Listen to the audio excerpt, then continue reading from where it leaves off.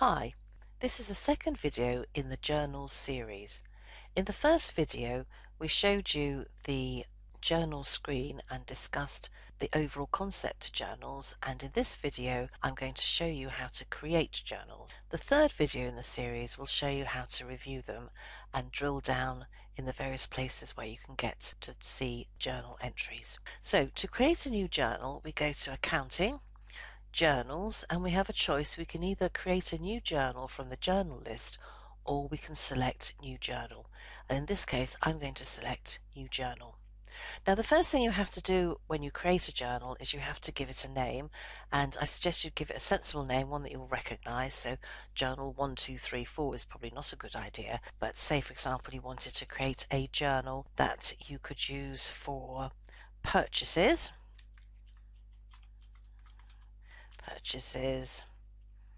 via credit card might be a good example, and then click on OK. And you'll be taken straight away into the journal screen. Now, as I said before in the other video, the first video in the series, it did discuss the journal screen, so I'm going to assume that you have watched that video and not necessarily explain the journal screen in much detail. So the first thing we need to do is, you can see the date has defaulted to today's date, Valentine's Day. Perhaps we should be buying some flowers for our other half. So if you want to change that date, all you need to do is to click onto the date screen. You've got the calendar, you can pick a date or you can accept today's date. Now, the debit side of the transaction, if you click in here, you will see a list of all of the accounts that are set up in the chart of accounts, and it's simply a question of picking which is the relevant debit account. So let's see what we can look at here. Let's buy some purchases type 5. Now, as I explained in the first video, you can only use one-line journals if there's no VAT, and we'll assume that there was VAT on this transaction. So we are now going to enter whether VAT was included or not, and we're going to say yes, it's standard VAT, it was included in the price, and the debit amount was £50.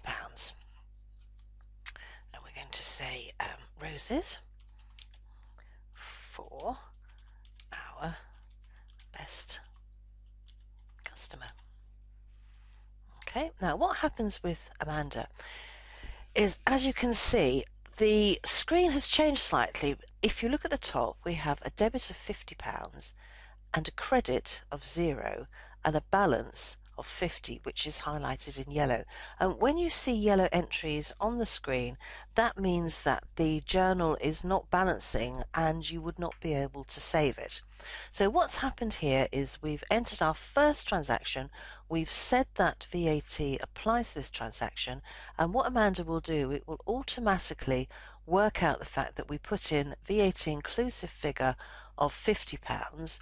Amanda has worked out that the VAT element of that was £8.33, reduced the debit on this line of the transaction to £41.67, and created an amount for you here of £8.33. So the total of the debit side of this transaction is £50, £41.67 pre-VAT and £8.33 post-VAT. So what we need to do on the next line of the journal is we need to say how we've paid for it. So we're going to scroll down here to the current account, and we are going to say £50. Amanda will work it out for you. Now, can you see that the transaction screen has now gone from yellow to all the records are in blue? The dark blue record is the one that is in focus, and this means that you can now save this journal. Just one thing to note, if you, for some reason, and we do advise that you only do this with care under the guidance of your accountant, if I click onto here, can you see that something's changed down here? It's quite hard to tell actually, because the screen colour, these fields here are actually white and these are grey, and it's possible to change the rate of VAT if you need to, and also the percentage and also the VAT period. But as I said before, you need to be really careful because of the strict VAT rules. You must account for VAT in the correct period in accordance with the actual scheme that you're in. But if you do need to change the VAT, highlight the first line of the transaction. You will see that the fields down here are white and it is possible to amend them.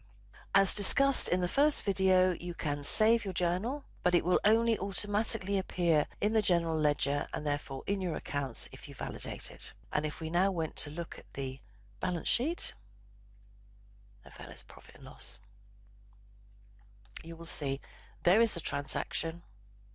And if we look in the balance sheet, we will see that is where, if we click on display accounts and we look at the VAT control account, this is where we will see the VAT on that transaction. So that's how easy it is to enter a journal. Thank you for watching.